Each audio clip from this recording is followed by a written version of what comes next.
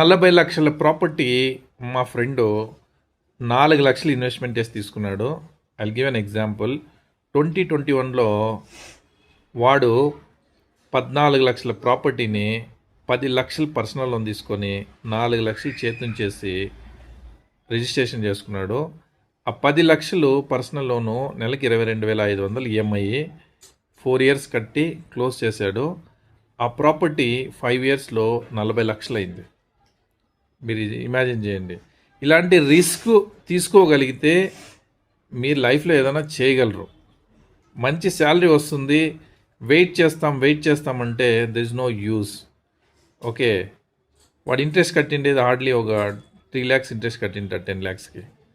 But on property 14 lakhs నుంచి 40 lakhs అయింది.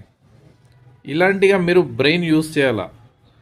లేదు అంటే మనం ఈ మిడిల్ క్లాస్ లాగా బతుకుతూనే ఉంటాము, శాలరీ వస్తూనే ఉంటుంది, తింటాము, ఖర్చు అయిపోతుంది, మళ్ళీ డైలీ ఇదే పని 50 సంవత్సరాలు అయిపోతుంది, రిటైర్మెంట్ వచ్చేస్తుంది, నయా పైసా ఉండు చేతిలోన, ఖర్చు చేసి అంతా మొత్తం ఖాళీ అయిపోతుంది.